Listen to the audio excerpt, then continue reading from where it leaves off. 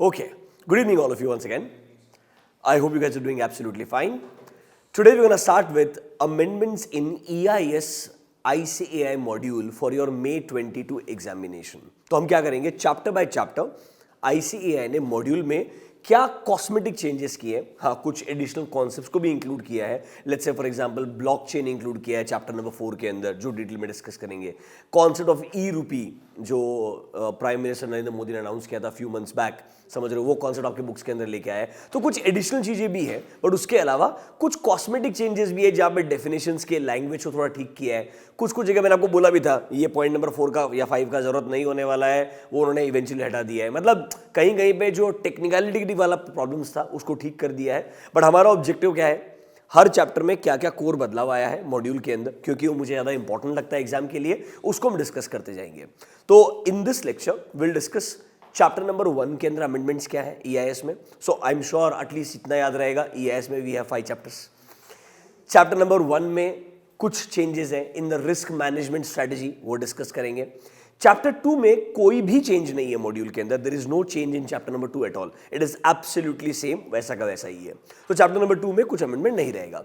Chapter 3 के अंदर बहुत सारे चेंजेस हैं, मतलब बहुत सारे इन टर्म्स ऑफ कंसेप्चुअली सब कुछ सेम है, हेडिंग सब सेम है, कोई बदलाव नहीं है, पर जो अंदर का कंटेंट है उसको काफी इंप्रूव किया है up to a lot of extent. तो चेंजेस ना मेजॉरिटी कंट्रोल्स के अंदर है, उनके ऑडिटिंग वाले पार्ट के अंदर भी है. तो हम चैप्टर नंबर 3 को अलग से ही रिवाइज करेंगे पूरा का पूरा. इन this lecture focus will be on chapter number 1. Chapter number 4 में कुछ कॉन्सेप्ट्स को ऐड किया है, वहां डिस्कशन करेंगे. एंड चैप्टर 5 में भी हमारा जो कोर बैंकिंग सोल्यूशन का टेक्नोलॉजिकल कंपोनेंट्स थे, उसका जो आर्किटेक्चर वाला पार्ट था, वहां पर कुछ चीजों का ऐड किया, उसको डिस्कस करेंगे. तो अभी हमारा डिस्कशन आज चैप्टर 1 पे रहेगा, 4 पे रहेगा, 5 पे रहेगा. After that we'll have separate sessions on chapter number 3 altogether, and chapter number 2 के अंदर कोई भी amendments नहीं है. Let's start with chapter number 1 amendment. तो एक काम करो, आपको जो amendment PDF दिया है, in your amendment PDF come to page number 2. Can you see? Chapter number 1, that is automated business processes.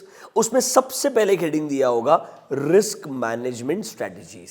क्या कॉन्सेप्ट है? Risk management strategies. बहुत सिंपल सा कॉन्सेप्ट है, अच्छा कॉन्सेप्ट है, एंड थोड़े कॉस्मेटिक चेंजेस लाए हैं इसके अंदर, इसीलिए थोड़ा एग्जाम के लिए ज्यादा इंपॉर्टेंट बन जाता है. बट हाँ, this was a concept I am sure we discuss in extreme detail during the regular lectures. एक अच्छे से रिवीजन देता हूं आपको पूरा का पूरा, अंडरस्टैंडिंग को एक बार रिकॉल कर लेंगे एंड विल अंडरस्टैंड कि भाई चेंज क्या किया वो अपने को समझ में आना चाहिए. देखो, जो ओल्ड मॉड्यूल था वहां पर रिस्क मैनेजमेंट स्ट्रेटजी में जो स्ट्रेटजीज थी वो 5 थी, इनको अभी सिर्फ 4 ही कर दिया है. एक 5th नंबर जो टर्न बैक करके था, मैंने बोला भी था वो एकदम इलॉजिकल है, क्योंकि that is same as point number A only, उनको हटा देना चाहिए, उन्होंने हटा दिया eventually. Do you get my point? तो एक्चुअली में लोगों ने, मतलब जिन्होंने अमेंडमेंट्स लेकर के आए, अपडेट्स किए हैं मॉड्यूल को, उन्होंने पूरा रीडिंग किया, उनको समझ में आया कहीं कहीं पर रिडंडेंट चीजें थी, उनको एक्सट्रीम करके निकाल देना चाहिए आइडियली. तो सर यहां पर हम रिस्क मैनेजमेंट स्ट्रेटजी के बारे में डिस्कशन शुरू करते हैं. Before I start with this, let me give you an overview. सबसे पहले रिस्क का मतलब क्या है, then what is risk management, and then we'll talk about what is risk management strategy. तो तीनों अलग अलग चीजों को डिस्कस करते हैं. सबसे पहले meaning of the word risk. Risk का मतलब क्या है? देखो यार, याद है क्या, कोई ना कोई इवेंट्स की वजह से ऐसे सर्कमस्टेंसेस क्रिएट होंगे कि जो आपके बिजनेस के ऑब्जेक्टिव्स होंगे आप उनको अचीव नहीं कर पाओगे. मतलब हर बिजनेस के अंदर मल्टीपल डिफरेंट टाइप्स के ऑब्जेक्टिव्स होते हैं. आपके पास फाइनेंशियल ऑब्जेक्टिव्स हो सकते हैं, आपके स्ट्रेटेजिक ऑब्जेक्टिव्स हो सकते हैं. Let's say for example recently आपने देखा होगा HDFC एंड HDFC बैंक, जो आज तक हम जोक करते आए थे, बच्चों को बोलते आए थे that HDFC and HDFC bank are 2 different companies, they will become a merge entity. आज तक मजाक उड़ाते थे बच्चों का, वो बोलते थे HDFC मतलब HDFC होता है. They didn't know that HDFC is NBFC and we have a HDFC Bank also, but now it will become a merged entity altogether. So bottom line, what I'm trying to say is, her business के different types of objectives हैं. It can be financial objective, strategic objective, technology oriented objectives.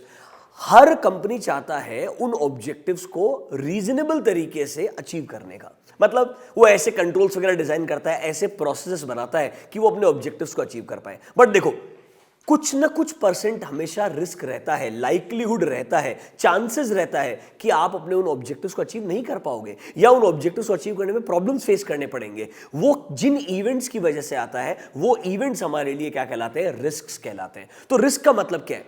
Any event और a situation जिसकी वजह से एक company अपने core objectives को achieve नहीं कर पाएगा, वो इवेंट और वो सिनेरियोज हमारे लिए रिस्क कहलाते हैं. सबसे इंपॉर्टेंट चीज क्या है? हर बिजनेस में हजारों रिस्क है। द मेन क्वेश्चन इज किन रिस्क के लिए हमें किस तरीके से हमारे अप्रोचेस में बदलाव लेके आना चाहिए। मतलब क्या हमें हर रिस्क को कंट्रोल करना जरूरी है, या हमें कुछ रिस्क को एक्सेप्ट करने का भी आदत डालना चाहिए, या कुछ रिस्क को कंप्लीटली अवॉइड करने के बारे में भी सोचना है। ये हमारे रेस्पॉन्सेज रहेंगे। तो रेस्पॉन्सेज डिपेंडेंट होते हैं रिस्क किस कैटेगरी का है, रिस्क का लाइक्लीहुड क्या है, कितना चांसेस है कि इस रिस्क का मटेरियलाइजेशन होगा और एक्चुअल नेगेटिव इंपैक्ट हमारे बिजनेस के अंदर आएगा। तो ये सब सिनेरियोज हमको आगे रिस्क मैनेजमेंट स्ट्रेटजीज में पढ़ना है। एक काम करते हैं, पहले मैं आपको थोड़ा रिवाइज कराता हूं रिस्क का डेफिनेशन जो हमारे बुक्स के अंदर था, जो हमने डिस्कस किया है, वो डेफिनेशन को रीड करो। फिर हम रिस्क मैनेजमेंट को पढ़ेंगे, फिर रिस्क मैनेजमेंट स्ट्रेटजी पे आएंगे। तो अगर आप आपके मॉड्यूल्स को रखोगे सामने, in your module that is chapter number 1, हमारे पास जो पार्ट बी था, part A was about business process management, BPM करके याद है क्या आपको? उसमें ऑटोमेशन वाला पार्ट डिस्कस किया था हमने, उसके अंदर स्टेप्स इन्वॉल्व किया थे। अब हम डेफिनेशन ऑफ रिस्क पढ़ते हैं। बहुत सारे डेफिनेशंस दिए थे आपको, आपके मॉड्यूल्स में रहेगा पेज नंबर 1B.5, उसमें risk management threat attack, 1 minute मिलेगा। इंट्रोडक्शन नहीं है क्या? Types of risk, yes. देखो, any event that may result into significant deviation from a planned objective, मतलब हमने कोई न कोई डिटरमाइंड प्लान्ड ऑब्जेक्टिव्स बना के रखे होंगे, बट उन नेगेटिव इवेंट्स की वजह से हम उन ऑब्जेक्टिव्स को अचीव नहीं कर पाएंगे, या उन ऑब्जेक्टिव्स को अचीव करने में कोई ना कोई नेगेटिव इंपैक्ट आने वाला है। There will be unwanted negative consequence, मतलब कुछ इवेंट्स की वजह से आपके बिजनेस के ऑब्जेक्टिव्स को अचीव करने में तकलीफ होगा, प्रॉब्लम फेस करना पड़ सकता है। ये इवेंट्स रिस्क को रिप्रेजेंट करते हैं। अब देखो, रिस्क बहुत टाइप के होते हैं। बिजनेस रिस्क हो गया, टेक्नोलॉजी रिस्क हो गया, डेटा रिलेटेड रिस्क हो गया। अब बिजनेस के अंदर भी फाइनेंशियल रिस्क है, स्ट्रेटेजिक रिस्क है, बहुत सारे टाइप के रिस्क है। ऑपरेशनल रिस्क हो गया, डेटा चोरी हो सकता है, टेक्नोलॉजी फेलियर हो सकता है। There are an number of risks. Important क्या है, इस रिस्क को आप मैनेज कैसे करते हो। So there is a second concept that is called as risk management. So what is risk management? Simple शब्दों में, रिस्क को ढूंढो, उसको समझो, एनालाइज करो, ये समझो कि उसका इंपैक्ट कितना आ सकता है, कितना चांसेस है कि ये रिस्क मटेरियलाइज होगा, एंड अकॉर्डिंगली ये डिसाइड करो कि इस रिस्क को क्या रिड्यूस करने का जरूरत है, क्या एक्सेप्ट करने का जरूरत है, क्या इसको शेयर करने का जरूरत है। मतलब जो आपका रेस्पॉन्स रहेगा ना, उसको डिजाइन करो। यही कहलाता है रिस्क मैनेजमेंट। आपको सीए फाइनल के अंदर एक इलेक्टिव सब्जेक्ट का ऑप्शन आता है। मतलब सीए फाइनल में सेम 2 ग्रुप रहेंगे। ग्रुप 2 के अंदर you will have costing, direct tax, GST, और एक जो सब्जेक्ट रहेगा उसको इलेक्टिव सब्जेक्ट बोलते हैं। मतलब आपके पास ऑप्शन रहेगा out of an number of subjects to choose a subject. वहां पर एक सब्जेक्ट है प्योरली रिस्क मैनेजमेंट, उस सब्जेक्ट का नाम ही रिस्क मैनेजमेंट है। वहां पर ये जो आपने ईआईएस में टाइप्स ऑफ रिस्क जो पढ़े हैं, कंट्रोल्स जो पढ़े हैं, कुछ एसएफएम में आपको वैल्यू एज वॉर करके कॉन्सेप्ट है वो पढ़ाया जाएगा फाइनल के अंदर। वो सब चीजें इंटीग्रेट करके रिस्क मैनेजमेंट सब्जेक्ट में आता है। मतलब बेसिकली जो आप पढ़ रहे हैं ना, एकदम बेसिक लेवल ऑफ इंट्रोडक्शन है। इसका एडवांस वाला पार्ट पूरा एक सब्जेक्ट है वहां पे रिस्क मैनेजमेंट के फॉर्म में।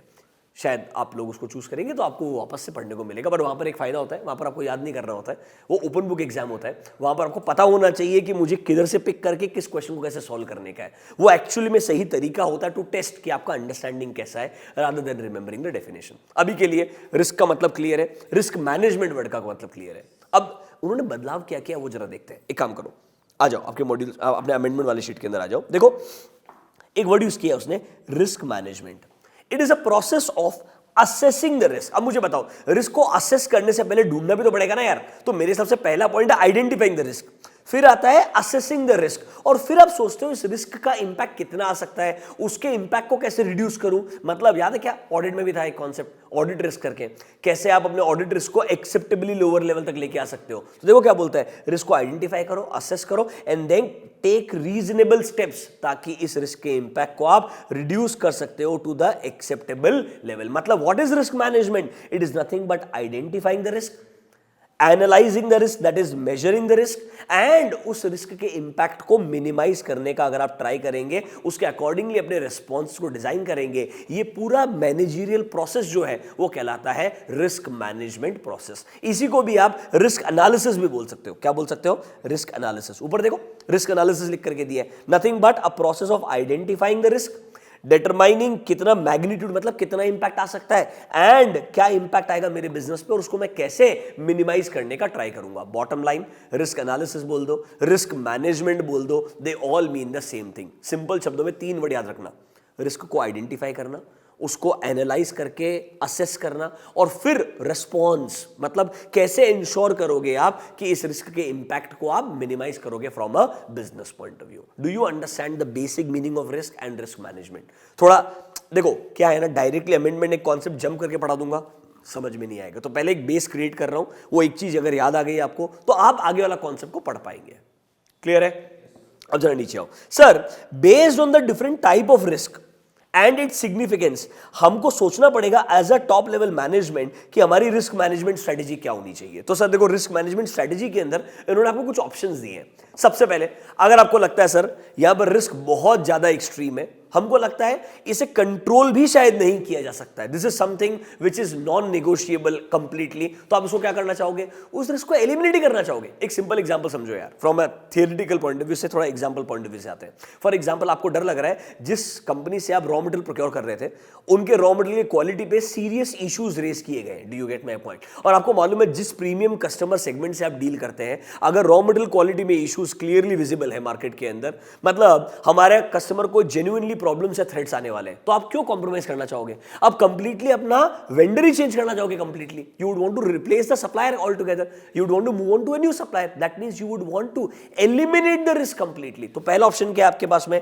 आप रिस्क को टर्मिनेट कर दो या एलिमिनेट कर दो। देखो, जब आपको लगता है सर रिस्क का प्रोबेबिलिटी बहुत ज्यादा है, इंपैक्ट भी काफी ज्यादा होने वाला है, तो शायद बेस्ट पॉसिबल तरीका रहेगा अपने स्ट्रेटजी को मॉडिफाई कर दो और इस रिस्क को कंप्लीटली अवॉइड कर दो। बिल्कुल भी आप चांसेस छोड़ो ही मत कि ये रिस्क का इंपैक्ट थोड़ा मिनिमाइज कर लेंगे। यहां पर बेटर चीज है, आपको मालूम है चांसेस बहुत ज्यादा है, मैग्नीट्यूड बहुत ज्यादा है, एंड सर इसका इंपैक्ट मेरे कोर बिजनेस पे अगर आ सकता है, it's better to avoid the risk completely. आप वर्ड अवॉइड यूज कर लो, टर्मिनेट यूज कर लो या एलिमिनेट यूज कर लो, it means the same thing.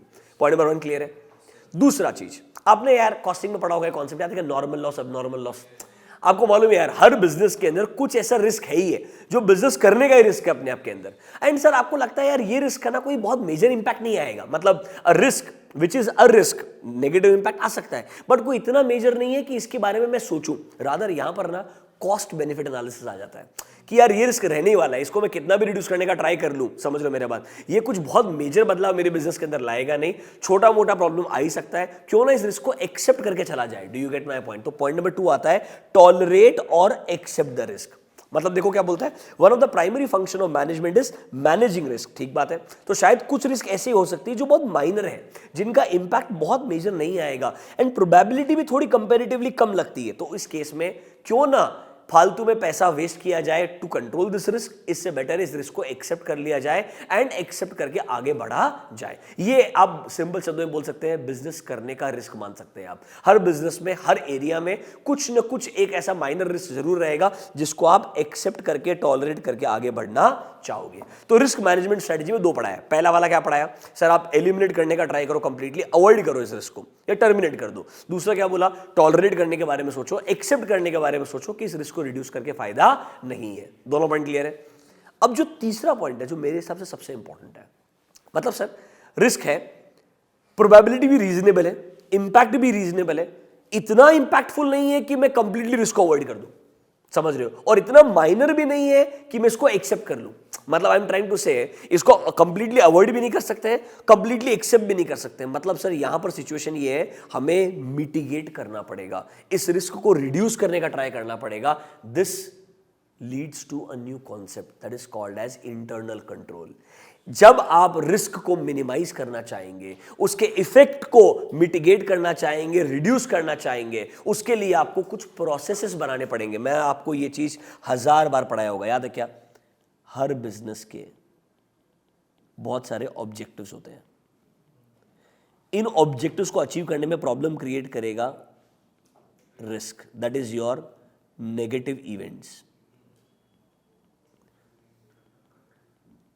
अब अगर आप इसको रिड्यूस करना चाहते हैं, इसके लिए जो प्रोसेस, आप प्रोसेस बोल दो, प्रोसीजर बोल दो, पॉलिसीज बोल दो, उसको जब आप डिजाइन करते हैं, इंप्लीमेंट करते हैं, मेंटेन करते हैं, कौन करने वाला है सर? ये कंपनी का मैनेजमेंट करने वाला है अलोंग विथ TCWG। और ऑब्जेक्टिव क्या है? What is the main objective of doing this? Sir हम चाहते हैं टू रिड्यूस और mitigate the impact of risk. या आप दूसरे शब्दों में बोल दो, हम चाहते हैं टू एंश्योर कि आप अपने ऑब्जेक्टिव्स को अचीव कर पाए। देखो, इसको रिड्यूस कर दूंगा, इनडायरेक्टली आप ऑब्जेक्टिव को अचीव कर पाएंगे, बात तो सेम ही है ना यार। जब आप इस प्रोसेस को डिजाइन करते हैं, ये प्रोसेस ही क्या कहलाते हैं? इंटरनल कंट्रोल्स कहलाते हैं। क्या कहलाते हैं? Internal controls. I am sure ये चीज आपके दिमाग में कंप्लीटली स्टैम्प्ड रहेगी, क्योंकि मैंने आपको समझाया था कि भाई रिस्क क्या है, बिजनेस के ऑब्जेक्टिव, और रिस्क से पहले हमारे ऑब्जेक्टिव इंपॉर्टेंट है। इसलिए जब मैंने आपको कोसो फ्रेमवर्क पढ़ाया था, इन्होंने बाद में आपको एंटरप्राइज रिस्क मैनेजमेंट करके नया नाम दिया था। मैंने बोला था डायरेक्टली रिस्क से शुरुआत ही नहीं होती, शुरुआत ऑब्जेक्टिव से होती है। तब पता चलेगा रिस्क कैसे उनको इंपैक्ट कर सकता है, और फिर आप सोचेंगे इस रिस्क को रिड्यूस करना है या नहीं करना है। तो जब आप रिस्क को टॉलरेट नहीं करना चाहते हैं, एलिमिनेट नहीं करना चाहते हैं, आप इसको रिड्यूस करना चाहते हैं, आप उसको मिटिगेट करना चाहते हैं, उसके इंपैक्ट को मिनिमाइज करना चाहते हैं, तब आप क्या लगाएंगे? कंट्रोल्स लगाएंगे। क्या लगाएंगे? Control. This is your third response. देखो, ट्रीट और मिटिगेट द रिस्क मतलब क्या है? सर, जब हमको लगता है बाकी ऑप्शन सूटेबल नहीं है, तो हमको अच्छे कंट्रोल्स को डिजाइन करना पड़ेगा, इंप्लीमेंट करना पड़ेगा, ताकि इस रिस्क को हम मिनिमाइज कर सकें, उसके इफेक्ट्स को मिनिमाइज कर सकें, और ताकि हमारे ऑब्जेक्टिव्स को रीजनेबल तरीके से अचीव कर सकते हैं। So when you want to minimise the effect of risk, उसके लिए आपको अच्छे कंट्रोल्स को बनाना पड़ेगा और उसको इंप्लीमेंट करना पड़ेगा। ये कंट्रोल्स को कौन बनाता है? कंपनी का management along with TCWG। Do you understand this treating और मिटिगेटिंग द रिस्क? ये एक्चुअल मेन लॉजिक है कि कैसे रिस्क के बाद कंट्रोल्स को डिजाइन किया जाता है। और इसलिए बोलते हैं जहां जहां रिस्क होता है, मतलब जिसको आप एक्सेप्ट या मतलब एक्सेप्ट या अवॉइड नहीं करना चाहते हो, वहां वहां कंट्रोल होना चाहिए। समझ में आएगा ये कॉन्सेप्ट? अब सर एक ऑप्शन और है, ये थोड़ा बिजनेस रिस्क के पॉइंट ऑफ व्यू से, that is called as sharing और ट्रांसफरिंग द रिस्क।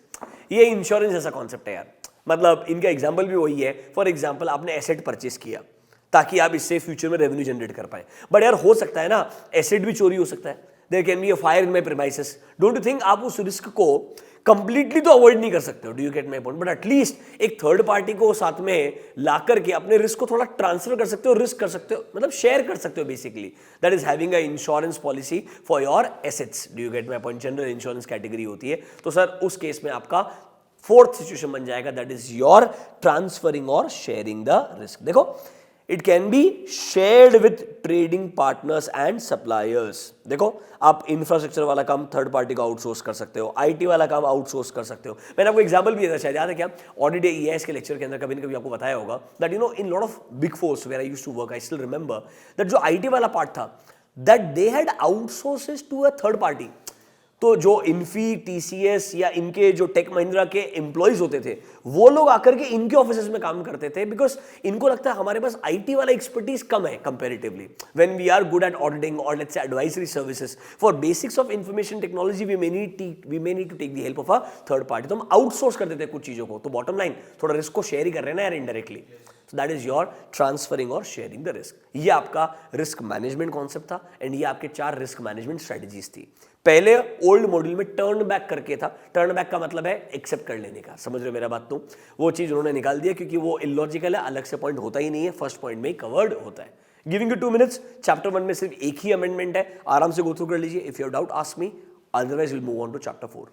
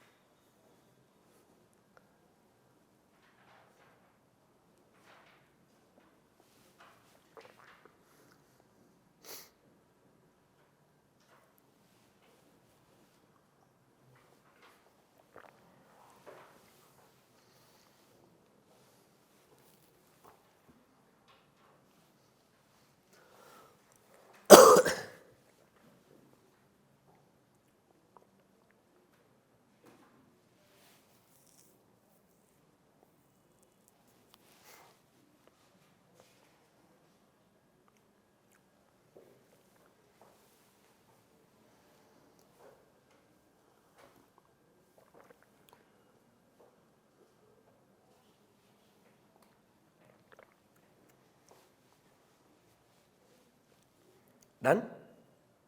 आगे बढ़े। Let's move on to chapter number 4। अब चैप्टर नंबर 4 में काफी चेंजेस है कंपैरेटिवली, अगर आप मुझे पूछेंगे। यहां पर जैसे एक कॉन्सेप्ट है ई मॉल, उसको उन्होंने काफी इंप्रूव करके लिखा है। Then there is a concept of e rupee, उसको इंट्रोड्यूस किया है, नया कॉन्सेप्ट। फिर ब्लॉकचेन करके कॉन्सेप्ट उसको इंट्रोड्यूस किया डिटेल के अंदर, पढ़ेंगे। Will discuss all three of them in detail. Blockchain मेरे हिसाब से एंड ई रूपी दोनों बहुत इंपॉर्टेंट है एग्जाम के लिए। ई मॉल एमसीक्यू के लिए इंपॉर्टेंट बनता है डेली, बहुत सिंपल चीज़ है, आपको पढ़ने के बाद समझ में आएगा। इतना टाइम पास आप सबको ऑलरेडी मालूम है, मेरे को आपको इतना प्रैक्टिकल एक्सपोजर देने का जरूरत नहीं कि अमेजॉन की वेबसाइट पे कैसे जाया जाता है। Do you get my point? But हाँ, यू विल रियलाइज कि ठीक है, आप आराम से एग्जाम में लिख सकते हैं। It's not going to be a major challenge. Let's start with chapter number 4। In chapter 4 I hope you remember, chapter 4 was about e commerce. समझ रहे हो मेरा बात? इसमें आज हम डिफरेंट बिजनेस, ई कॉमर्स के बिजनेस मॉडल्स को डिस्कस किया था, जहां पर एक कॉन्सेप्ट है that is called as e mall. What is e mall? अरे जैसे हमारा फिजिकल मॉल होता है, वहां पर मल्टीपल शॉप्स रहते हैं। Do you get my point? In E mall is basically one single platform, जिस प्लेटफॉर्म में अलग अलग ब्रांड्स के सप्लायर्स आकर के अपने प्रोडक्ट्स को बेच सकते हैं। अब क्योंकि मैं प्लेटफॉर्म बना रहा हूं, आपको एक प्लेस दे रहा हूं अपने प्रोडक्ट्स को आके लिस्ट करने का, जब यहां से प्रोडक्ट बिकेगा I will charge you commission. तो सिंपल है, एक प्लेटफॉर्म क्रिएट किया, let's say Amazon, do you get my point, जहां पर एक सप्लायर आकर के गुड्स को प्रेजेंट करेगा बेचने के लिए, एक कस्टमर आके गुड्स को परचेस करेगा। Do you get my point? तो ये प्लेटफॉर्म प्रोवाइडर जो है मेरे लिए, उसने एक तरीके से मॉल क्रिएट किया in electronic form that is called as e mall. आप सबको मालूम रहेगा that Amazon is very good at this, Flipkart almost brilliant काम करता है। थोड़ा अगर B2B में जाओगे आप, तो थोड़ा अपना इंडिया मार्ट एक बहुत स्ट्रॉन्ग नेम है। मतलब ऐसे बहुत सारे चैनल्स हैं जिनको आप ई मॉल की कैटेगरी में क्लासिफाई कर सकते हो। Let's read. हमको प्रॉब्लम क्या है? समस्या सब कुछ है, हमको लिखना पड़ेगा उनके हिसाब से ई मॉल क्या होता है। अनफॉर्चुनेटली आप सबको ऑलरेडी मालूम है। चलो let's start with e mall. Sir, e mall का मतलब क्या है? It is a collection of e shops which are usually grouped under a single internet, मतलब basic single platform. Do you get my point? एक single platform पे multiple shops आने वाले। देखो, it is a website that displays electronic catalogue of several suppliers, and जब अगर उस website के थ्रू सेल होगा, they will charge a commission on the revenue generated. Don't you think एकदम सिंपल डेफिनेशन आप लोग आसानी से लिख पाओगे? स्पेंड 1 मिनट, आराम से डेफिनेशन को पढ़ो, बहुत स्ट्रेट फॉरवर्ड है।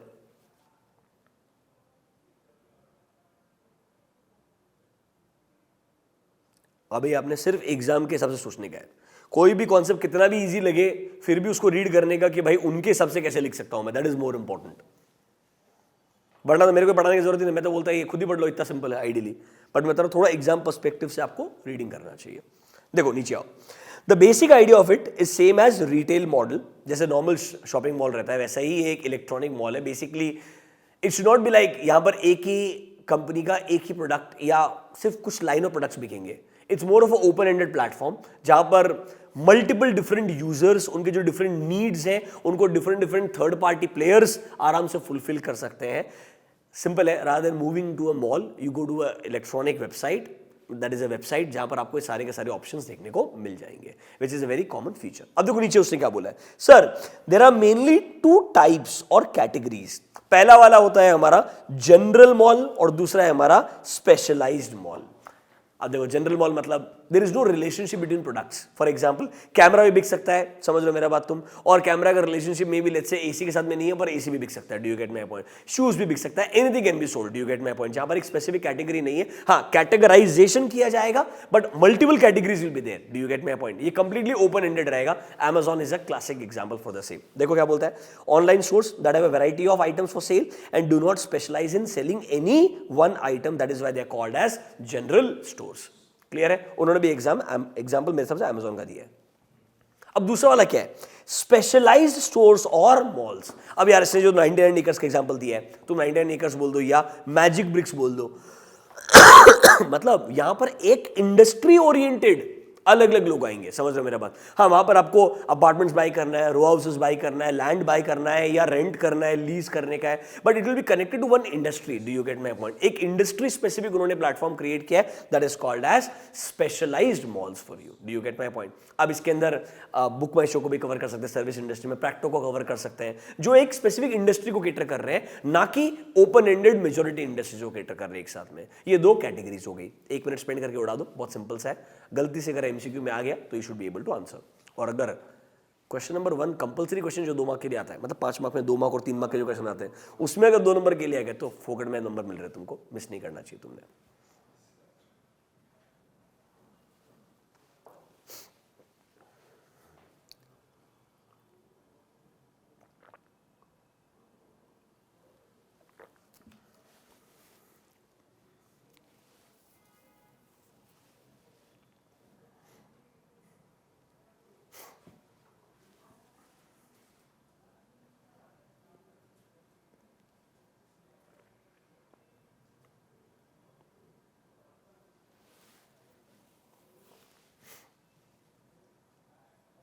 ठीक है, चलो नेक्स्ट कॉन्सेप्ट पे चलते हैं।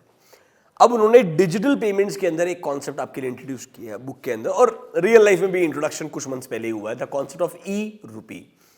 व्हाट इज दिस ई रूपी, उसका लॉजिक क्या है, एक आपको ओवरव्यू देता हूं। बहुत सारे लोग इसको बोलते हैं this is the digital currency. Actually it is not a digital currency if you ask me. Digital currency will be different.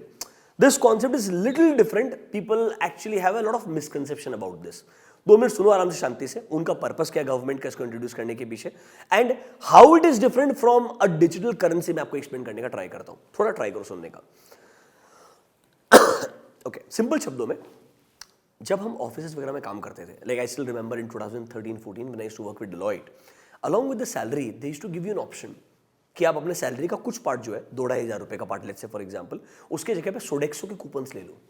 क्या ले लो? सोडेक्सो के coupons. Now what is the use of that Sodexo coupon? आप day to day basis पे lunch purchase करते हैं office के अंदर, do you get my point, या छोटा मोटा जो एक्सपेंसेस इंकर करते हैं वो सोडेक्सो के कूपन्स के थ्रू हो सकता है, do you get my point. तो कैन आई से वो सोडेक्सो कूपन आपको इशू करके कंपनी दे रहा है एम्प्लॉय को कुछ बेसिक एक्सपेंसेस इनकर करने के लिए, do you get my point. उसी तरीके से इलेक्ट्रॉनिक गिफ्ट कार्ड ये ई रूपी है। पर्पस क्या है? गवर्नमेंट बहुत सारी सब्सिडीज लोगों तक पहुंचाता है, बट प्रॉब्लम क्या है, क्या गवर्नमेंट डायरेक्टली तुम्हें सब्सिडी देता है या गवर्नमेंट लोकल गवर्नमेंट तक भेजता है एंड लोकल गवर्नमेंट आप तक लेके आता है, do you get my point. अब प्रॉब्लम यही तो है कि बीच में कोई इन्वॉल्व है, और आपको मालूम है ऑलरेडी कि अगर यहां से 100 आया है तो आप तक कितना पहुंचेगा। I am sure you all are aware of this. It's reducing, let's be positive about it, but still there is lot of problem at the middle part. तो गवर्नमेंट क्या चाहता था, अगर मुझे किसी को सब्सिडी देने का, लेट्स से मेरे को हेल्थ सब्सिडी देने का है, सो बिलो पॉवर्टी लाइन के अंदर जो लोग आते हैं, मुझे उनको हेल्थ रिगार्डिंग कुछ सब्सिडी पास ऑन करने का है, तो मैं क्या करूंगा, क्यों ना एक क्यूआर कोड बना दूं या एक एसएमएस के थ्रू लिंक क्रिएट कर दूं जो उस रजिस्टर्ड मोबाइल नंबर पे ही जाएगा in the form of a message और in the form of a QR code. आप क्या कर सकते हो, उस क्यूआर कोड को रिडीम कर सकते हो। क्या कर सकते हो? रिडीम कर सकते हो। तो फॉर एग्जांपल, अगर गवर्नमेंट ने बोला हमको हेल्थ सब्सिडीज देने का है और हमको इन लोगों को हेल्थ सब्सिडीज देने का है, तो इन लोगों को मैं क्यूआर कोड भेजूंगा और ये लोग वो क्यूआर कोड को यूज कर सकते हैं only eight approved stations.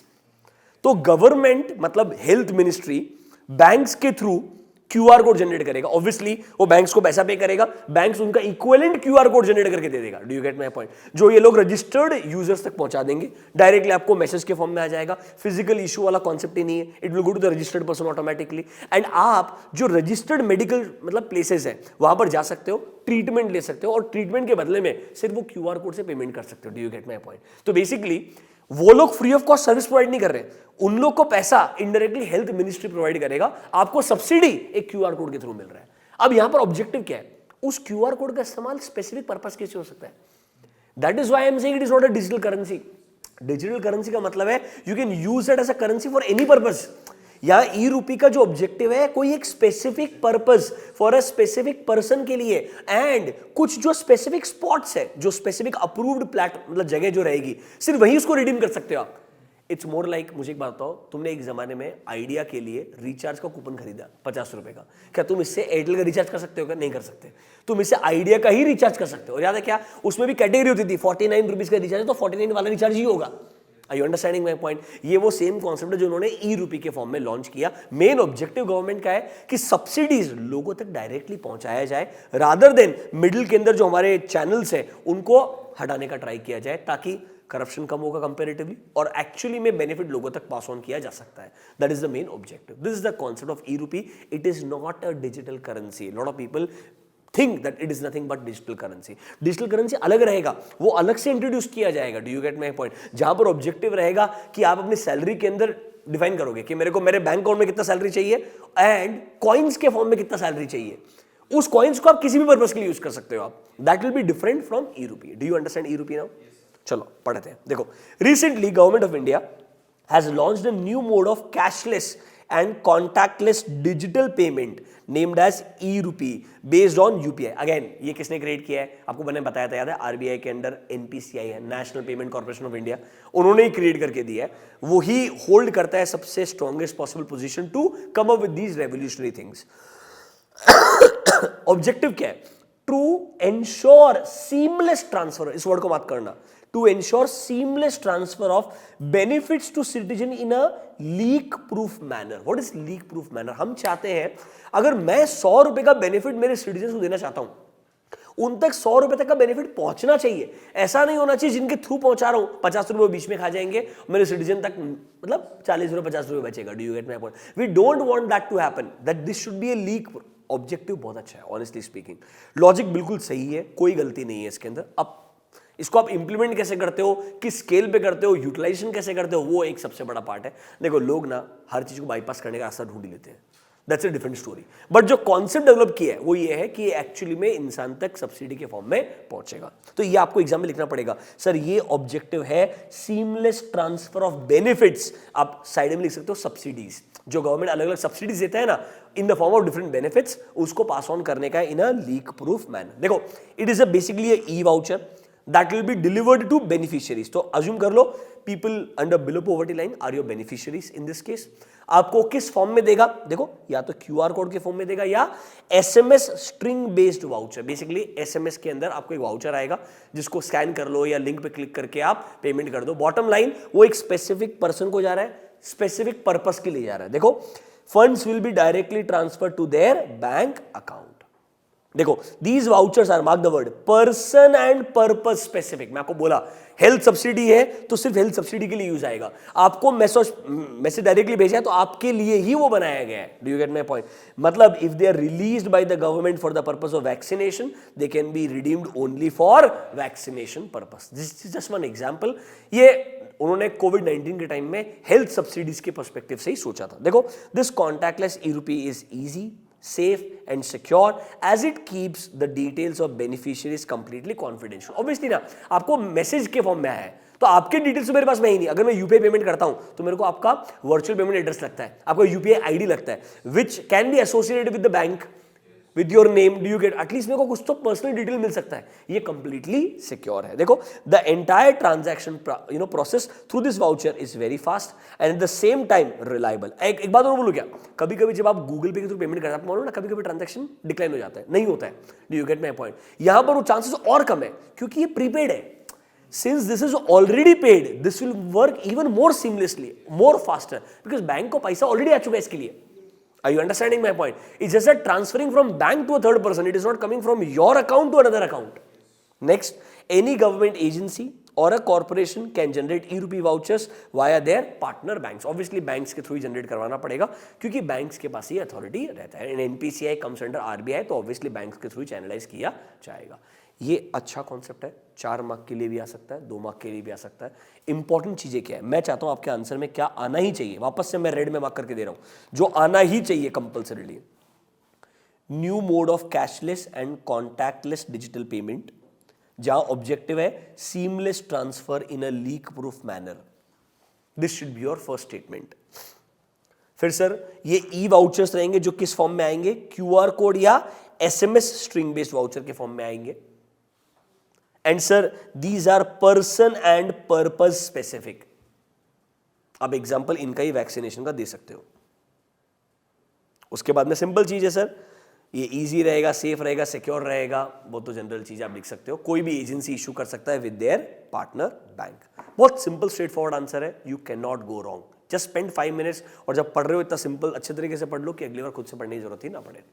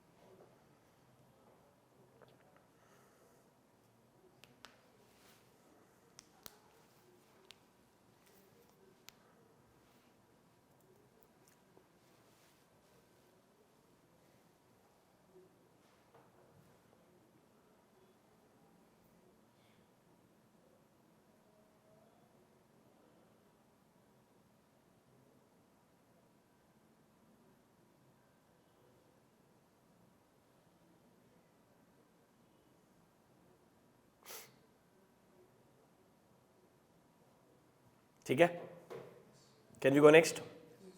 Now the last concept in chapter number 4, that is your blockchain. Obviously will be very important from exam point of view. Logic ये है, बहुत डिटेल में लिखा है, समझो मेरा बात, मतलब ब्लॉकचेन का डेफिनेशन लिखा है, उसका एप्लीकेशन एरियाज भी दिया है और फेवरेट उनका रिस्क और कंट्रोल भी दिया है. प्रॉब्लम ये है वो रिस्क कंट्रोल काफ़ी जनरल नेचर के हैं. Do you get my point? And focus पूरा रहेगा not on the concept but on the language. Do you get my point कि तुम्हें मैच कर सकता है या नहीं कर सकता है. पहले मैं आपको एक अच्छा ओवरव्यू देता हूँ. आई am sure this is the most talked about topic. Everyone would have read from multiple locations, everyone would have watched multiple YouTube videos, but एक मेरा ड्यूटी बनता है बेसिक ओवरव्यू देने का जो मेरा लिमिटेड अंडरस्टैंडिंग है उसके बेसिस के ऊपर. Do you get my point? This is such a open ended world. I cannot claim that मेरे को बहुत आता है इसके अंदर. This is not our area of expertise. I can just give you a brief और basic understanding. Do you get my point? कि भाई, and I am not here to talk about crypto currency, I am here to talk about blockchain. Do you get my point? Crypto currency के लिए आप और दूसरी जगह पर सुन सकते हैं. Let's start with what is blockchain technology and how it is going to be actually revolution in the coming years if government starts accepting it. The if is important here. Do you get my point? Blockchain का मतलब क्या है? Basic शब्दों के अंदर जो technical मतलब है, मतलब there are blocks which are connected with each other in a chain. Which are connected with each other in a chain. Drawing बहुत खतरनाक है, इग्नोर करने का. फोकस कॉन्सेप्ट पे. मतलब blocks connected with each other in a chain form. Do you get my point? अब ये block मतलब क्या है? What is this block? इसमें है क्या? This is nothing but your data और इंफॉर्मेशन. सो यहां पर ना तीन चीजें हैं.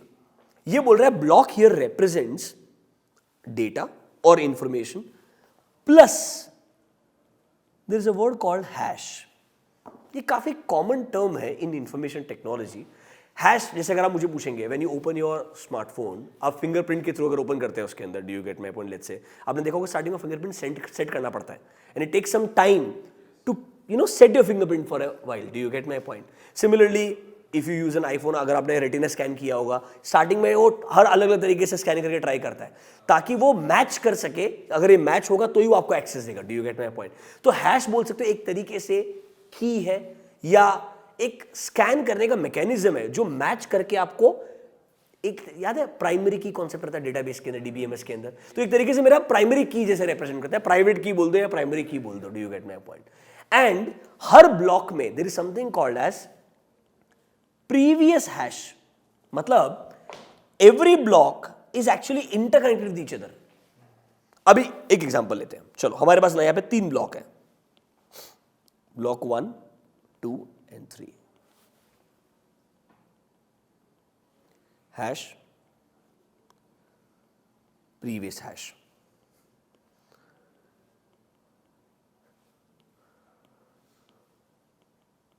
आई नो मैं कैरिड अवे हो रहा हूं बट 5 मिनट स्पेंड करना. अगर समझ में आया ना ये तो डेफिनेशन याद करने की जरूरत नहीं पड़ेगा. Basically it will become simple to understand. Do you get my point?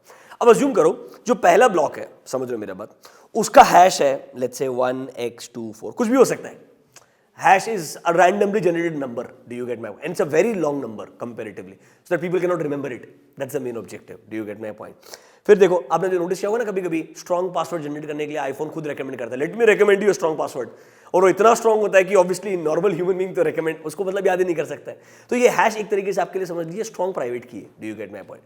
जब पहला ब्लॉक रहेगा तो उसका प्रीवियस हैश 0 होता है क्योंकि इसका रिलेशनशिप प्रीवियस ब्लॉक से हो ही नहीं सकता ना यार. It is the first block. तो पहले ब्लॉक का खुद का हैश रहेगा बट प्रीवियस हैश का कोई रिलेशनशिप नहीं रहेगा. मतलब it can not be related with any previous set of information. It is basically first set of information. But can I से अगर मैं नेक्स्ट ब्लॉक पे जाऊंगा, लेट्स से मेरा हैश है 2x16, जो मेरा प्रीवियस हैश है that will be same as this. मतलब जब मैं ब्लॉक नंबर 2 को एक्सेस करूंगा, I can relate that this block 2 is nothing but subsequent to block 1. मतलब वो इनडायरेक्टली एक तरीके से, ये पता ओरिजिनल कॉन्सेप्ट क्या था? टाइम स्टैम्प का. लोगों को क्या मजा आता है मालूम है क्या? बैक डेटेड एंट्रीज करने का. लोगों को मजा आता है बैक डेटेड एडजस्टमेंट्स करने का. ब्लॉकचेन एक तरीका था कि कोई जाके बैक डेटेड चेंजेस कर ही ना सके. Once you fill in the information you can not change it. Do you get? If you want to change it, make addition, उसको एडिट करो literally, not here in a different block all together. ताकि कोई भी fraud ना कर पाए। Main objective था लोग कंट्रोल्स को बाईपास करने का ट्राई करते हैं, आप बाईपास ना कर पाओ, इसीलिए वो कंपल्सरीली हर ब्लॉक को प्रीवियस ब्लॉक से कनेक्ट करता था। और अगर आप डेटा को चेंज करोगे, जिसमें जो भी आपका डेटा रहेगा, हर ब्लॉक में डेटा रहने वाला, right, as soon as you change the data the hash will change. और सुनो एक बात, अगर मैं बोलता हूं इसका हैश है 3142 फॉर एग्जांपल अज्यूम सिचुएशन, तो इसका प्रीवियस हैश क्या हो जाएगा? This will be same 2x16। अब अगर मैं यहां डेटा चेंज करता हूं, if I make a change in the data here, do you get my point, इसका हैश चेंज होगा तो इसका प्रीवियस हैश भी चेंज हो जाएगा। मतलब प्रॉब्लम ये है, आपको एरर विजिबल होगा कहां से शुरू हुआ and till where the impact is there. तो blockchain technology was more like a proof, जहां पर एक्चुअली में if changes are being made it can be easily detected, ताकि ट्रांसपेरेंसी अच्छे से बनी रहे। Do you get my point? अब प्रॉब्लम क्या है, इसको यूज किया करेंसी बनाने के लिए, this was a technology, do you get my point, but they used it सबसे पहले टू फॉर्म अ करेंसी। आपको मालूम रहेगा bitcoin, do you get my point? 2009-10 के अंदर इट वॉज फाउंडेड। ऑब्जेक्टिव क्या था बिटकॉइन का? अगर मैं बात करता हूं डेटा का, अब यहां पे ब्लॉक में क्या आएगा? One block. If I am thinking from bitcoin point of view, मेरे पास डेटा क्या रहेगा? Receiver, sender and amount. And the problem is it's peer to peer. अभी तक क्या हो रहा था, मेरा बात सुनो, अगर तुमको यूपीआई ट्रांजैक्शन करने का है, मेरे पास यूपीआई आईडी चाहिए। यूपीआई आईडी कौन दे रहा है? बैंक दे रहा है। बैंक को कौन कंट्रोल कर रहा है? आरबीआई कंट्रोल कर रहा है। Do you get my point? दूसरे वाले के पास भी यूपीआई आईडी लगेगा, उसको भी बैंक रहेगा। मतलब बेसिकली यहां पे इशूइंग अथॉरिटीज है, कंट्रोलिंग अथॉरिटीज है, यहां पर ऐसा कुछ भी नहीं है। It's open ended, it is completely decentralised. That means everyone will have access of everything, and when the transaction takes place it's irreversible in nature. When the transaction takes place, it is irreversible in nature. I'll give you an example. So when this concept started coming up, मेरे को obviously बहुत fascinating लगता था, and I'm talking about very long scenario. मैं बहुत पुरानी बात कर रहा हूँ, जब इंडिया में तो अभी लड़ करके फाइनली उन्होंने टैक्स रेट भी डिसाइड कर दिया। मैं उस जमाने का बात कर रहा हूँ जब इंडिया में प्लेटफॉर्म्स ही नहीं थे टू बाय क्रिप्टो करेंसी। मैं उस जमाने का बात कर रहा हूं। There is something called as Binance, BINANC, एक बहुत फेमस प्लेटफॉर्म है। Do you get my point? Then US के अंदर तो बहुत सारे एस्टैब्लिश्ड प्लेटफॉर्म्स हैं। So I still remember buying on Binance using a friends account in US. Do you get my point? And buying, मतलब उसमें पैसा डाला 2 लाख रुपए, 2 लाख रुपए से उसके अकाउंट से बिनेंस के अंदर ट्रांसफर किया, फिर बिनेंस से करेंसी परचेज किया। Do you get my point? और सुनो, डायरेक्टली पैसा तुम चाइनीज प्लेटफॉर्म में ट्रांसफर नहीं कर सकता है, तो तुमने वहां यूएस के अंदर एक क्रिप्टो प्लेटफॉर्म पे बिटकॉइन परचेस किया, फिर बिटकॉइन को दूसरे प्लेटफॉर्म पे ट्रांसफर किया, एंड व्हेन यू ट्रांसफर, वो बोलता है एक प्राइवेट की जनरेट करना पड़ेगा फॉर एवरी ट्रांजैक्शन, ताकि वो सीमलेसली उस अकाउंट के अंदर जाए। Do you get my point? If in the middle there is any changes made, the amount can be lost. Originally ये वहां से सिनेरियो शुरू हुआ था। अभी तो देखो इसके मल्टीपल यूसेजेस हैं, मल्टीपल। ऑब्जेक्टिव क्या है कि एक्चुअली में इंफॉर्मेशन एक फ्लो में चले, उसमें अगर कुछ चेंजेस अगर लाए। ऑब्जेक्टिव पता है क्या था? अगर किसी ने यहां पे चेंज किया बाद में जाकर के, इसका डेटा रिफ्लेक्शन होगा सब जगह पे। अच्छा, लोग क्या बोलते हैं, मैं आगे भी सब जगह जाकर चेंज कर दूंगा। अगर आप गलती को ठीक कर रहे हो तो आप आगे सब जगह जाकर गलती को ठीक करने के लिए ट्राई करोगे। तो उन्होंने क्या किया, एक प्रूफ लाइक मैनर क्रिएट किया, जहां पर हर एक ब्लॉक के बाद जो नेक्स्ट ब्लॉक प्रोसेस होता है उसमें टाइम गैप क्रिएट कर दिया। अब जो आगे नंबर ऑफ ब्लॉक्स बढ़ते जाएंगे, do you get my point, and सारे ब्लॉक्स का एक्सेस हर किसी यूजर के पास में रहेगा। It's open ended platform. तो प्रॉब्लम ये, आपको जाकर के चेंज करने में इतना टाइम लगेगा एक इंफॉर्मेशन के लिए, that it will become almost impossible to make changes, because the block will be accessible to millions of people. Are you understanding my point? That is why they said that this is a foolproof technology which can be used by a lot of industries. It can be used by financial industry, that is banking companies, to do transaction between banking companies आराम से. Do you get my point? It can be used by government agencies. It can be used by military. It can be used by anyone. Concept was very good. Do you get my point? But the problem is there is no regulator. The problem is there is no accountability. The problem is it is peer to peer and it is open to everyone. So anyone can try to make changes. Do you get my point? These are the biggest risks and that is the concept of blockchain. एक basic understanding आपको दिया। अब हम आते हैं सीधा हमारी definition के ऊपर। उन्होंने बुक में क्या दिखा, एग्जाम में बिटकॉइन का भाव क्या है, कुछ फर्क नहीं पड़ने वाला है। एग्जाम में ब्लॉकचेन का डेफिनेशन क्या है, कौन से एप्लीकेशन एरियाज है। एप्लीकेशन एरियाज ICAI का फेवरेट क्वेश्चन है। उन्होंने IoT के लिए भी पूछा हुआ है, मशीन लर्निंग के लिए भी पूछा हुआ है। जैसे वो एप्लीकेशन एरिया इंक्लूड करते हैं उनको 4 मार्क का क्वेश्चन बन जाता है।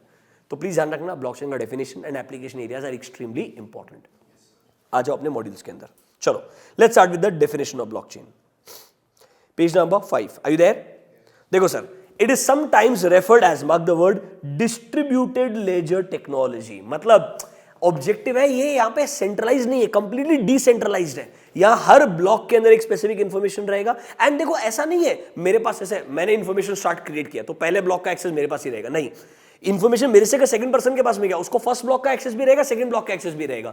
It's open ended. That is why दे से आपको रेगुलरली ये पता चलते रहेगा कि अगर किसी ब्लॉक में चेंज किया जा रहा है वो विजिबल हो जाएगा, बिकॉज हैश कंप्लीटली बदल जाएगा एंड उसका अगला जो प्रीवियस हैश है वो भी चेंज हो जाएगा। देखो, it is shared peer to peer and it is decentralised open ledger of transaction system. But देखो यहां प्रॉब्लम क्या है, with no trusted third parties in between, because it is peer to peer. जैसे आप जब बैंक के through transaction करते हो, there is bank in the middle, there is RBI as a regulator. यहां पे कोई ट्रस्टेड थर्ड पार्टी नहीं है। It's simple, one person is transacting with another person without strings attached. Do you get my point? Purely आप एक दूसरे के trust के बेसिस पे ट्रांजैक्शन कर रहे हो। If you lose, you can not go anywhere and claim that you lost. Are you understand my point? देखो नीचे क्या बोलता है, all transactions are, mark the word, fully irreversible, with any change in the transaction being recorded as a new transaction। मतलब completely irreversible है। एक बार transaction किया, it cannot be, आपको नया ट्रांजैक्शन ही करना पड़ेगा वापस से। मतलब for example, if I transfer from one, you know let's say क्या बोलते हैं, एक वॉलेट से दूसरे वॉलेट पे ट्रांसफर किया, अब मुझे वापस से नया ट्रांजैक्शन ही क्रिएट करना पड़ेगा। ये इरिवर्सिबल ट्रांजैक्शंस बिल्कुल भी नहीं होते हैं। अब देखो, कभी कभी आपने जब ऑनलाइन पेमेंट एक्सेप्ट कर लिया, उसको रिफंड कर सकते हो ना आप?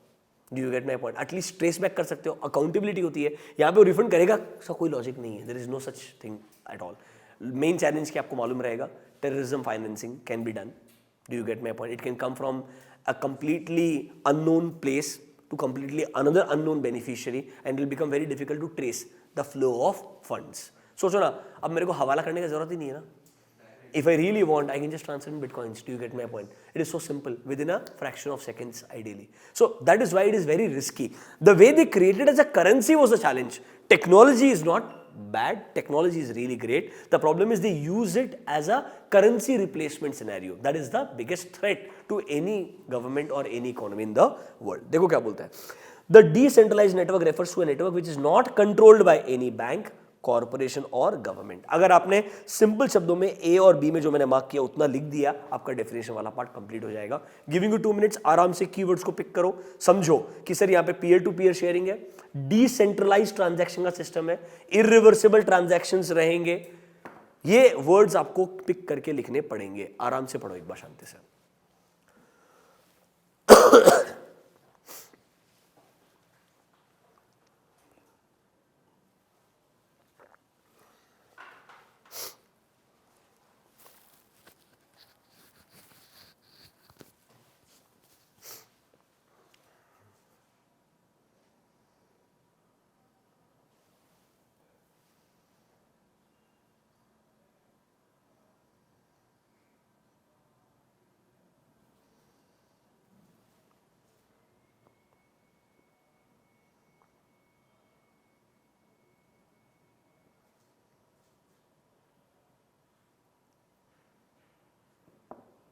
डेफिनेशन क्लियर है? इन्होंने एक बहुत सिंपल सा एग्जांपल दिया और एक्चुअली में अच्छा एग्जांपल दिया, very simple example to understand. हम एक गूगल डॉक्यूमेंट बना के शेयर करते हैं लोगों के साथ में। ऑब्जेक्टिव क्या है? If let's say all of you are currently using Gmail, आपको मैंने गूगल एक डॉक्यूमेंट बना के शेयर कर दिया सब लोगों के साथ में। If I make change let's say A, it will be visible to all of you on a real time basis. Rather मैं कौन से कॉलम में काम कर रहा हूं उसके अंदर हाईलाइट होकर कलर भी दिखता है आपको ऑटोमेटिकली। मतलब देयर इज कंप्लीट ट्रांसपेरेंसी। ऐसा नहीं है मैं काम खत्म करेगा, सेव करेगा, फिर आपको भेजेगा, आपको वापस ओपन करना पड़ेगा। सेम वे ब्लॉकचेन में क्या है, जो इंफॉर्मेशन एक बार क्रिएट हुआ ना, it is being shared by all the beneficiaries who are connected in the chain. That is why the problem is complete transparency है। एक बदलाव लाए सबको क्लियरली दिखेगा। Do you get my point? Which is threatening for industries. People don't like it in the industries if you really ask me. Do you get my point? But इनका objective क्या था? इससे फ्रॉडुलेंट मैकेनिज्म कंप्लीटली खत्म हो जाएगा पूरा का पूरा। बैक ट्रैकिंग करके जाके बैक मतलब बैक डेटेड ट्रांजैक्शंस करना, पीछे चेंजेस करना कंप्लीटली खत्म हो सकता है. That is the main objective. तो इन्होंने एग्जांपल गूगल डॉक का दिया है. देखो कैसे बोलता है, sir a simple understanding of blockchain can be using a Google document where we can create a document and share it with a group of people. The document is distributed instead of copied और transferred. That means on a real time basis they'll get to access any change which is taking place. Do you get my point? Do you understand the basic meaning of blockchain? अब सबसे important चीज क्या है, application area. सब industry है, honestly मुझे पूछोगे ना, ऐसा कोई इंडस्ट्री नहीं है तो उसको यूज नहीं कर सकते हो. बट हाँ, ऑब्वियसली इन्होंने जो इंपॉर्टेंट बोले हैं, financial industry number 1, financial services number 2, medical, that is health care, because between healthcare professionals data can be shared without any intervention of a third person, without any intervention of a regulator also. Do you get my point? Completely transparent data sharing can be taken place between the organizations. अच्छा चीज हो सकता है, but subjective आप इसको use करना चाहते हो या नहीं करना चाहते हो. Do you get my point? Because यहाँ पे डेटा चर्निंग इतना फास्ट हो सकता है, lot of research of different मैंने आपको याद है एक एग्जांपल दिया था IBM का वॉटसन. बेसिकली कैसे वो आपके लिए एक तरीके से आर्टिफिशियल इंटेलिजेंस का एग्जांपल था, how it can work to solve so many different permutation combination के scenarios to come up with the right conclusion कि इस पर्टिकुलर डिजीज के ये सिम्टम्स रहेंगे, इसको ऐसे ट्रीट किया जा सकता है.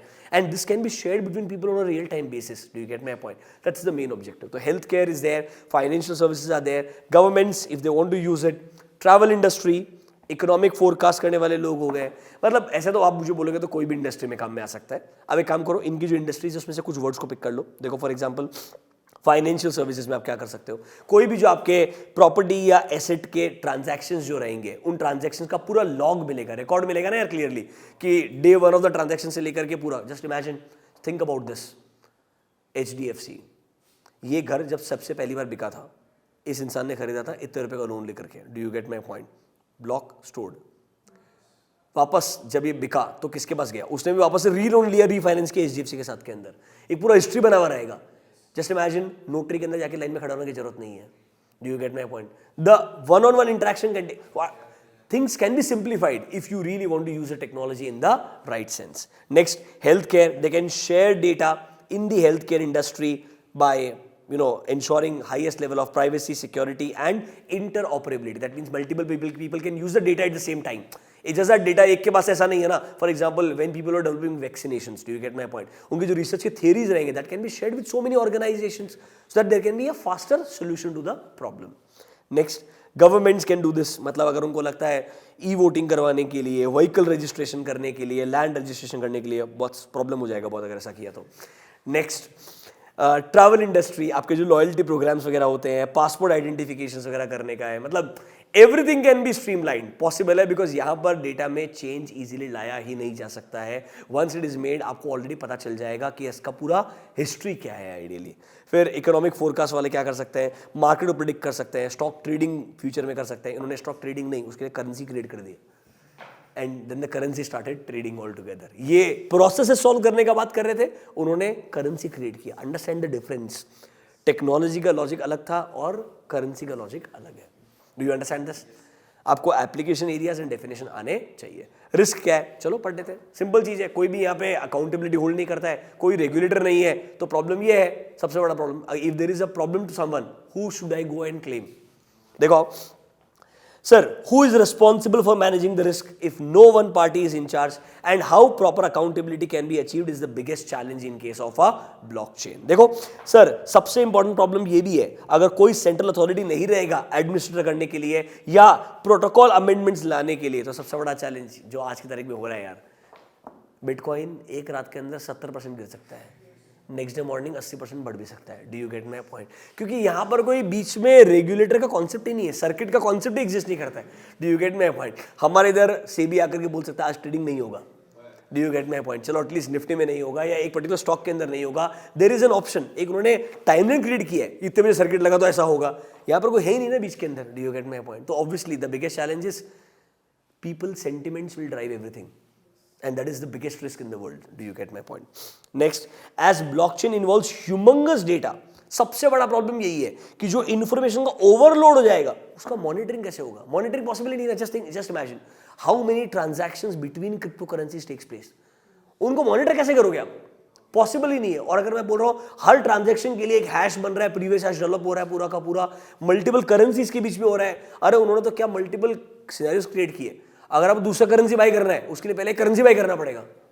मालूम है ना आपको, ये जो बड़े बड़े आपके क्रिप्टो प्लेटफॉर्म्स है उन्होंने सिनेरियो से क्रिएट किया, there are currencies, you can not buy them directly. To buy them you first buy bitcoin और Ethereum. Do you get my? These are the parent currencies, from there you can buy the children currencies. तो multiple transaction, multiple commission for them, so people can use them as per their selfish interest. Are you getting my point? Because उस technology का जो अच्छा part है उसको लोग गलत इस्तेमाल करने का ट्राई कर सकते हैं। These are definitely the risks involved. Spend 1 minute, मैंने सब कुछ बोल्ड में प्रॉपर्ली मार्क करके रखा है, एक बार पिक कर सकते हो आप। मेरे को थोड़ा रिस्क और कंट्रोल पे चांस कम लगता है, रीजन बताता हूं आपको मैं। इन्होंने बहुत क्लियरली नहीं लिखा है, मतलब कुछ वर्ड्स को हाईलाइट करके दे दिया है, हाईलाइट तो मैंने किया, उन्होंने तो लिख के दिया था, समझ लो मेरा बात। पॉइंट्स के फॉर्म में नहीं, आपको मालूम ना आईसीआई को पॉइंट्स बहुत पसंद है, 4 पॉइंट 4 मार्क।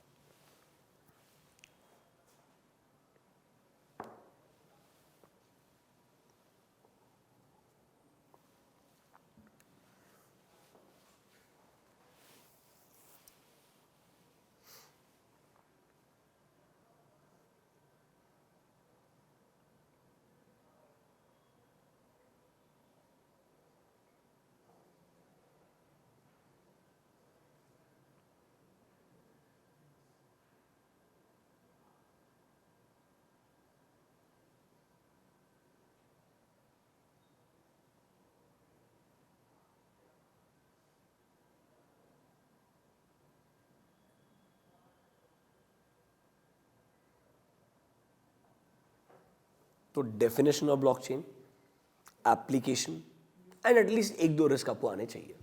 कंट्रोल्स 1-2 पॉइंट अच्छे हैं, लॉजिकल है बिल्कुल, और मतलब आपको थोड़ा समझ में आएंगे, और अगर थोड़ा कम समझ में आए तो डरना मत, चैप्टर 3 का जब रिवीजन करेंगे तो आपको और बेटर समझ में आएंगे। देखो याद है हमने एक ऑडिट ट्रेल करके कॉन्सेप्ट पढ़ा था, basically tracing a transaction from start to end. Do you get my point? And हमने पढ़ा था ऑनलाइन रियल टाइम बेसिस पे अगर there is something called as periodical evaluation, एक पीरियड के बाद इवैल्यूएट करने का। आपने साल भर ट्रांजैक्शंस कर लिए, साल के एंड में आके ऑडिट होगा। Do you get my point? एक होता है ongoing evaluation, that means on a real time basis when the transactions are taking place, then only you start monitoring.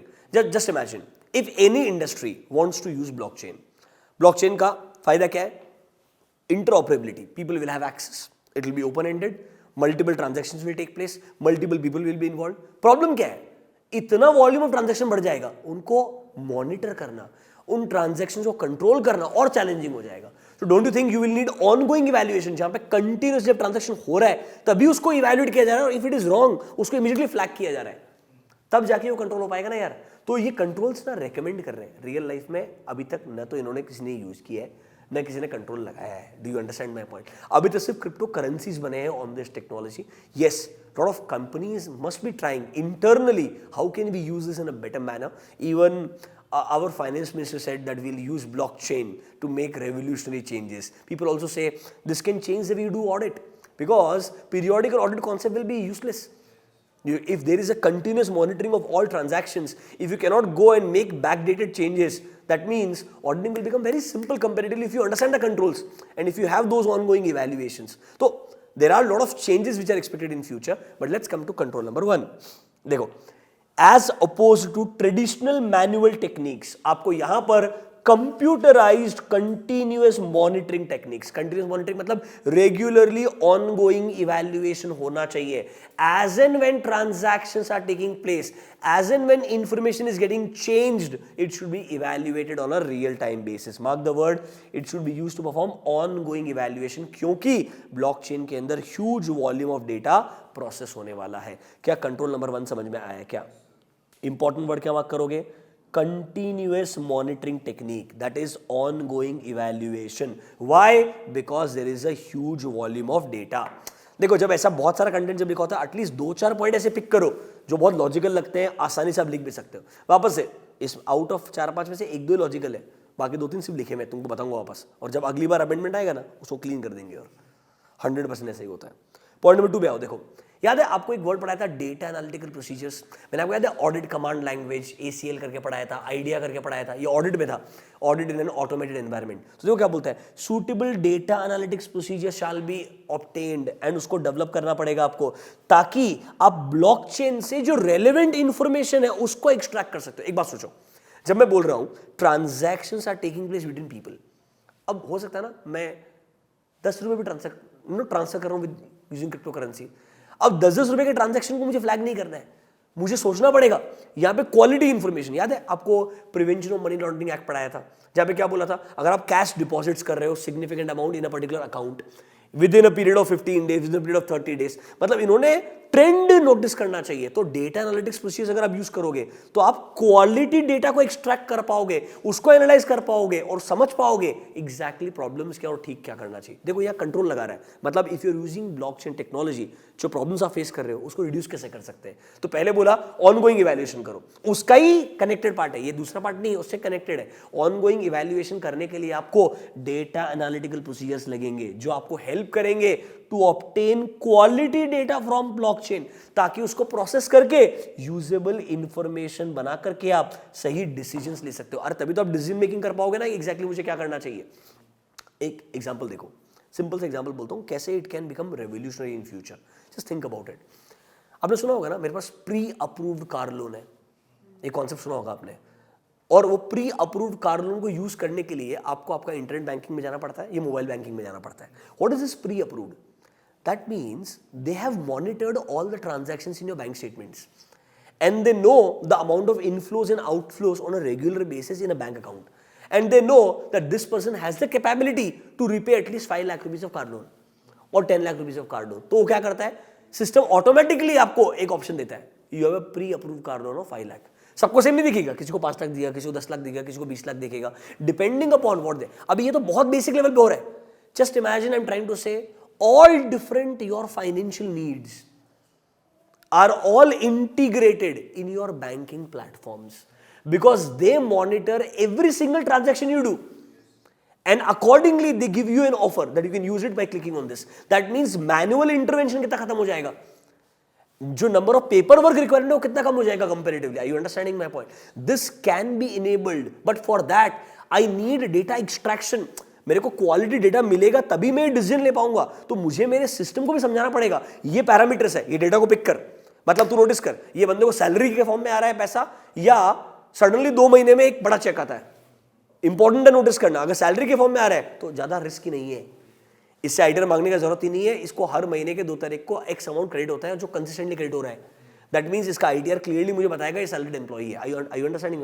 This kind of trend analysis becomes essential, and for that good data analytical controls needs to be in place. तो blockchain के अंदर अगर huge volume of data अगर है, उसको अगर आपको control करना है तो आपको ऑनगोइंग इवैल्यूएशन करना पड़ेगा, एनालिटिकल प्रोसीजर्स का इस्तेमाल करना पड़ेगा। एक पॉइंट और आओ, communication methods shall be developed to ensure that operational changes and updates जो blockchain related आ रहे हैं, they are communicated to appropriate personnel। मतलब सुनो, blockchain में things can keep on changing on a continuous basis। जो लोग रिव्यू करने वाले, जो लोग सुपरवाइजर्स हैं, उनको भी कॉन्स्टेंटली पता होना चाहिए what things are getting. Simple सोचो ना, हमने प्रोसेस बनाया, प्रोसेस आपको चेक करने का है, प्रोसेस में बदलाव आया, आपको बताया नहीं प्रोसेस में क्या बदलाव आया, तो आप चेक करने में गलती करोगे ना यार।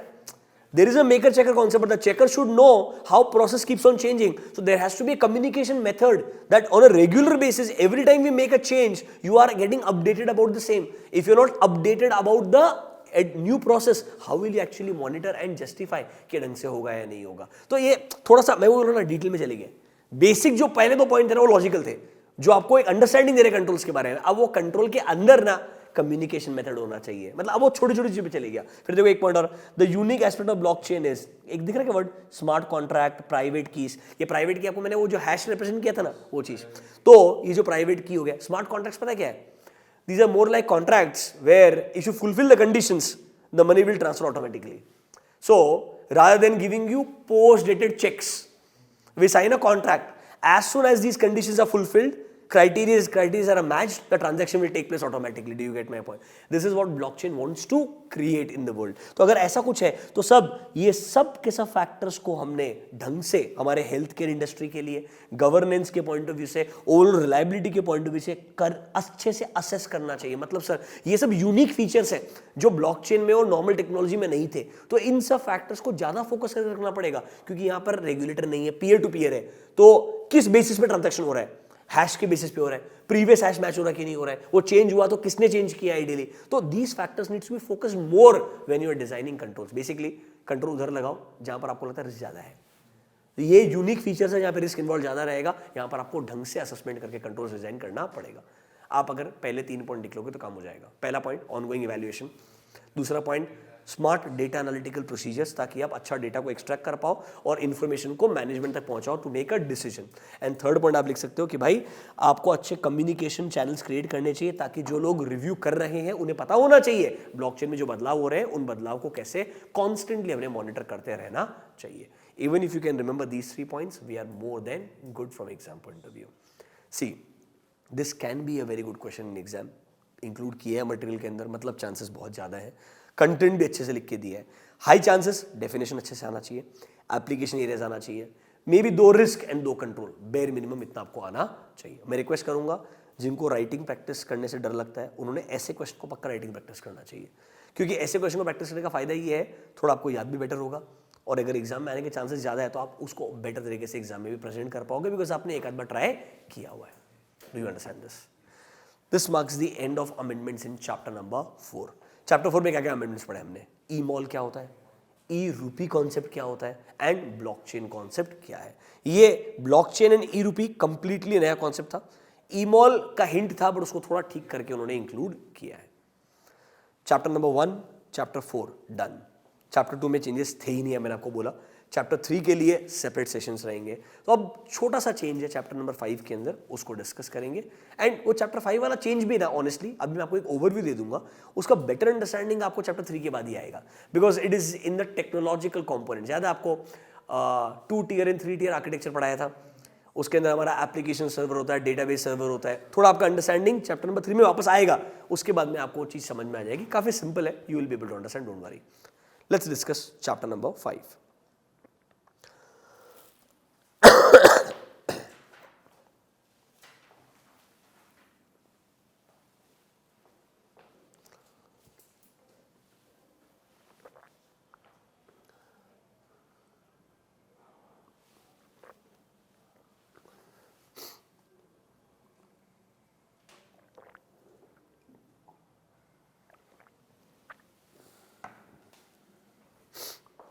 आ जाओ चैप्टर नंबर 5. 2 चेंजेस है, पेज नंबर 8 पे आओ. सबसे पहले तो बहुत डिफिकल्ट चेंज है, different types of services which banks provide other than normal banking services.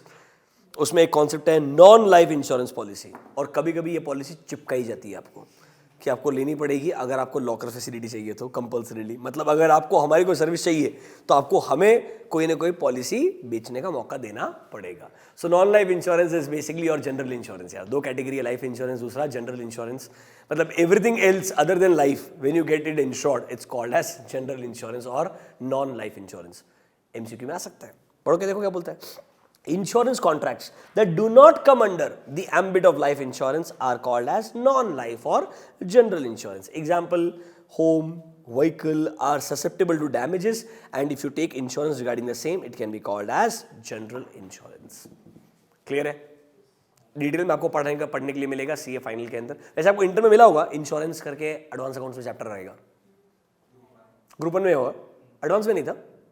पहले इलेक्ट्रिक नहीं, बैंकिंग एंड इंश्योरेंस दोनों नहीं, तो इंश्योरेंस क्लेम का बात कर रहे हैं. एडवांस्ड अकाउंट्स में banking regulation act and insurance act भी तो रहेगा ना. इंश्योरेंस निकाल दो तुम्हारे सिलेबस से, बैंकिंग रेगुलेशन तो है, बैंक्स तो है ना यार, एनपीए का डेफिनेशन वगैरह सब रहेगा ना. इंश्योरेंस नहीं है क्या फाइनल में? ठीक है, पढ़ेंगे जब टाइम. एनबीएफसी भी, एनबीएफसी है कि नहीं है? एनबीएफसी है, वो भी आएगा. तो audit of NBFC, audit of bank वापस आएगा फाइनल में. ऑडिट ऑफ इंश्योरेंस, वहां पर भी कंटेंट सेम ही है, जो रियल लाइफ में होता है वो नहीं है. Anyways let's come to architecture of core banking solution. Since we are in chapter 5 is about core banking solution. That's your ERP for your banking organization. अब यहां पे क्या बोलेगा सर, यहां पर ना बात करेगा ये टेक्नोलॉजी कंपोनेंट्स ऑफ सीबीएस. एक काम करते हैं, let me take you to the module first. मैं आपको मॉड्यूल में लेके जाता हूं, थोड़ा समझ में आएगा आपको. EIS module 2 chapter 5. देखो चैप्टर 5 में जो हमारा पार्ट बी था, that was introduction to core banking solution. अरे पार्ट ए तो टाइम पास था ना, बैंकिंग क्या होते हैं, इंट्रोडक्शन टू बैंक्स होता है यार, बैंकिंग सर्विसेज वगैरह. पार्ट बी में हमारा था कोर बैंकिंग सोल्यूशन क्या है, सीबीएस क्या है, उसके फीचर्स क्या है, रिस्क एंड कंट्रोल्स क्या है, मतलब बेसिक इंट्रोडक्शन वाला पार्ट था. वहीं पर हमारा था architecture of CBS. This part can you see, components and architecture of CBS. दिख रहा है क्या? यहां पर 3 टेक्नोलॉजिकल कंपोनेंट्स बताएगा वो. सबसे पहला database environment, that is your database server for your entire banking organisation. दूसरा आएगा आपका एप्लीकेशन एनवायरनमेंट. याद है एप्लीकेशन सर्वर, उसमें याद है हमने इंटरनेट बैंकिंग एप्लीकेशन सर्वर पढ़ा था जो आपको ट्रांजैक्शंस करने के अंदर हेल्प करता है. एंड थर्ड वाला पार्ट जो है वो अमेंडमेंट है. इस वर्ड को मार्क करना, साइबर सिक्योरिटी. वो एग्जाम में स्पेसिफिक क्वेश्चन पूछ सकता है कि for a banking organisation core banking solution design करते वक्त आपने टेक्नोलॉजिकल कंपोनेंट्स के अंदर साइबर सिक्योरिटी के रिगार्डिंग क्या क्या चीजें दिमाग में रखनी चाहिए. नाउ 3 चीजें हैं ABC. सीधा फोकस करेंगे साइबर सिक्योरिटी पे. देखो क्या बोलता है. आरबीआई ने एक फ्रेमवर्क स्पेसिफाई किया है. देखो यार सबसे बड़ा रिस्क क्या है, बैंक्स के पास में मासेस का प्राइवेट डेटा है. Do you get my point? उनके सारे इंपॉर्टेंट ट्रांजैक्शंस का डेटा है. Do you get my point? तो कहना इसे cyber security for them becomes an essential.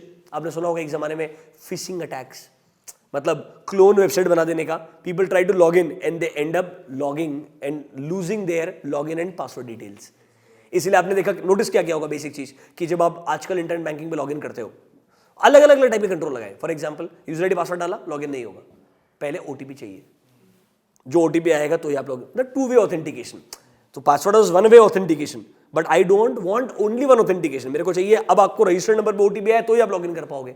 कुछ लोग बोलते हैं सर मैं इंटरनेशनल ट्रैवल कर रहा है, ओटीपी नहीं है मेरे को, तो बोलेगा ओटीपी मैसेज पे नहीं, तेरे को ईमेल पे भी आ सकता है.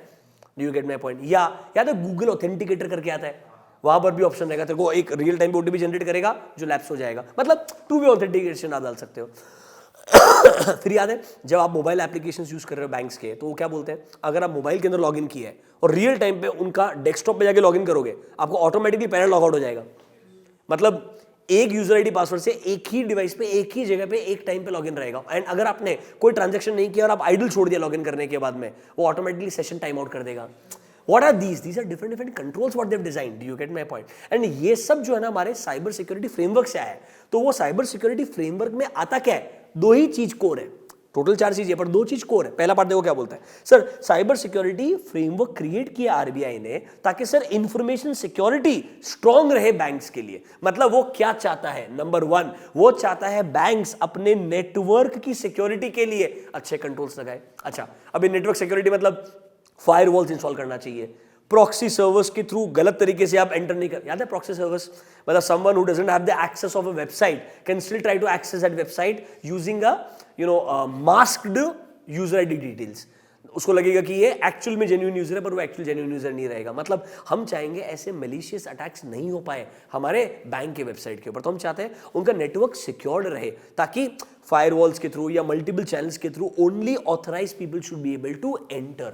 इसके लिए हम थोड़े एप्लीकेशंस के अंदर भी एडिशनल कंट्रोल्स लगाएंगे. बट ये आपको बता रहा है कैसे नेटवर्क सिक्योरिटी इंश्योर करना है और कैसे एप्लीकेशन सिक्योरिटी इंश्योर करना है. तो जो 2 वर्ड जो है ना, नेटवर्क एंड एप्लीकेशन, उसे कंट्रोल्स लिख करके दिए. हम जब चैप्टर नंबर 3 में जाएंगे कल, आपको नेटवर्क एक्सेस कंट्रोल आएगा.